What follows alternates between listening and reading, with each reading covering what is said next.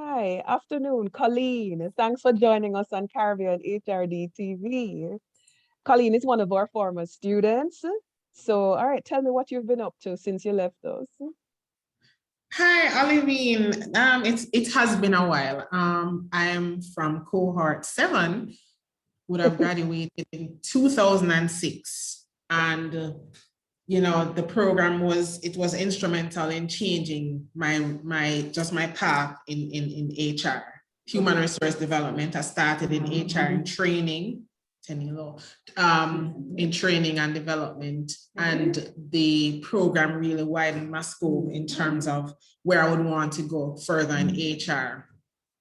So thereafter, I would have graduated in 2006, and in 2016, I was searching for something else. One second, 10 years. I'm so sorry.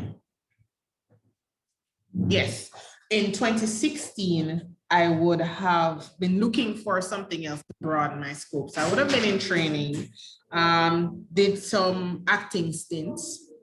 As a training, yes, in training and development manager. Would have also helped out at the senior HR officer's desk. And so I needed to broaden my scope then and to understand what's happening in HR internationally. So I know that there was PHR, and when I looked at SHRM, their articles were so interesting and very, you could relate to them. Yeah. So I decided to explore what jumped out at me. They were very at you in terms of becoming a member, but even from the articles that they sent you free, you were able to get useful information from. So I wanted to change my career path. I was in banking and finance, but I wanted to go certainly in general HR to widen my scope, so training and development. And so I became a member, and they gave you the various exams. So there's SHRM, CP, and SHRM SCP. So the SCP was for like the levels of senior vice president, and then the CP was for like managers and up, or you're at that level where you've done you've completed a number of years in HR, you have an understanding of what HR is and the facets of HR: performance management, training and development, recruitment and selection, and compensation. So I decided, hey, why not? Because of the usefulness of the information. I actually, at the time, I was also encouraged because my VP at the time went to their annual, they have an annual, what you'd call it, meeting for all HR professionals across the world in Las Vegas. So when she came back, again, I was in awe of the information. So the course was 6 months. And I said to myself, well, I'm not going to take half a year. So I actually asked for sponsorship, and they agreed from my organization. And what organization is that? A banking institution. Okay. I was a valued employee. And so we would have paid, and the books came in February. And I remember I said to myself, chances is soon. So you're going to have to, yes, so I said to myself, if you get the books in February, you're going to have to make sure you're prepared so that after champs, you'll be all ready, because there's a lot of books. So what I like to, they tested your knowledge before, so you know what the gaps were, whether it was in the compensation part. And I remember in 2016 learning about diversity and inclusion. Now, at that time, we did not have cultural entropy, how important it is to cement so you can get the effectiveness of people within the organization. That's how you're going to get them to. So I was learning a lot of new things. So I remember diversity and inclusion jumped out at me. Got the books in February, did the pre-test, got the books, and you have to read. So once you read, and there are, I think, 7 different books, and you go through. And I did the exam in May. At the May of, I think it was over the Labor Day, but I didn't do it locally. I decided to go overseas They had a testing center at University of the West Indies. I'm not sure if it's there now. And I did it. It was a lot of preparation, doing reading and retesting, but I liked the information because it was new. It wasn't, information that you're like, oh, I'm just trying to regurgitate. No, it's information that you know that you can use, is useful. And I did the exam in May, and they give you a provisional result, sorry. And I got a provisional pass, and after they've reviewed the exam paper, then they get the official SHRM. And yes, that was the end of that. So you said that it was useful for you. In what way has it been useful for you in your career? You said that you've got new information, but give me something practical, something tangible. Right. A student thinking about doing it now will grab on to. Okay. Example, I was always in training and development. I wanted to break out of that mold. And I can tell you, once I added my SHRM certification, the views on LinkedIn went up, and they wanted to know. And because SHRM is strategic, so it's more looking at the organization from that level, and it makes you think. It actually improves your thinking. So with that, it was just, so now I started as a training development specialist.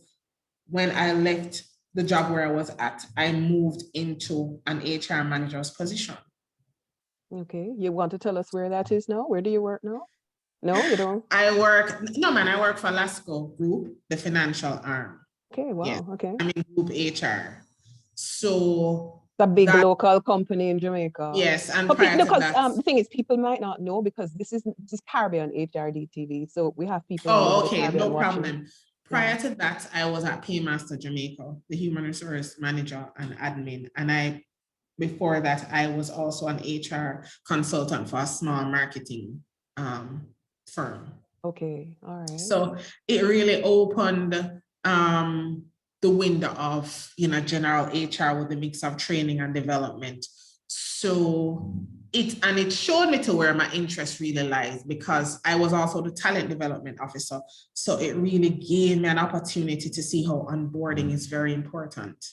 So the recruitment part is fine. You can hire talent, you can see them, but onboarding and ensuring that the transition in the organization is how you get the benefits of that new hire. So that too helped. So that is your focus right now? Yeah, so well, for now, this job entails everything: performance management, recruitment and selection, all of the facets of human resource management it covers.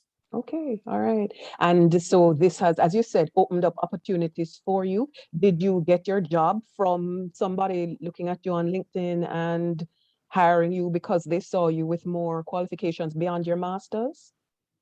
Yes. Okay. It's an added value. It's an added value, for sure.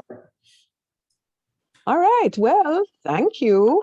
The thing is, this is being done for our recent alumni who might not know what they want to do with their time, now that they're not with us 3 evenings a week.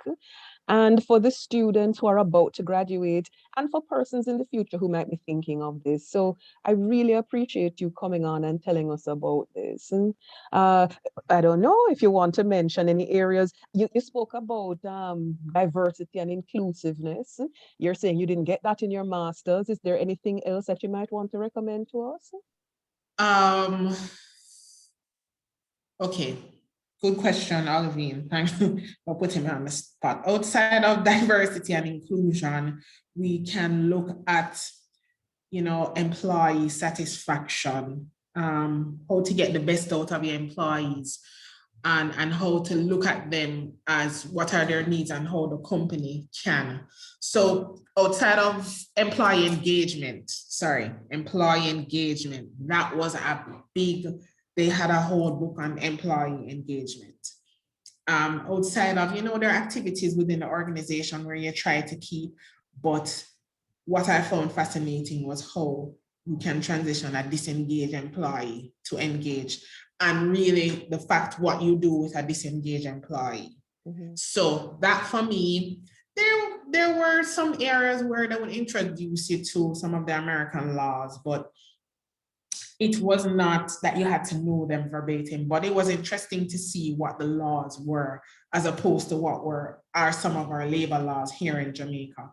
So, you know, it's fascinating the rights of the employees in the US, and it's fascinating that as far as India, there's SHRM, so it was not closed. I like that it was wide. So for I think if it's not being done now in the program, you could. So I remember I was doing strategic HR, etc. But try to and employee engagement is now a huge area for us. As you know, we have been aligned with the JBDC. We help them put on their conference and that sort of thing. So employee engagement is now a big thing for us as well. Excellent. What you were what, cohort 7? You say we're now at cohort 24. We're cohort yes, 24. I know. So that was what, 2004? We finished in 2006, right? So we graduated in 2006.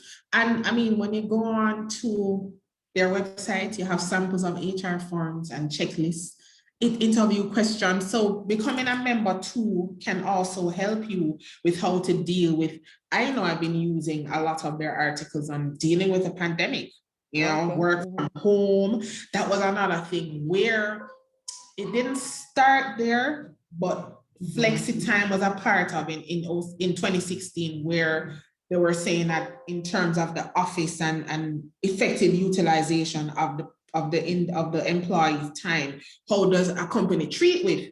I didn't know it was work from home, but here we are in 2021, it's work from home. So it's really a lot of useful information.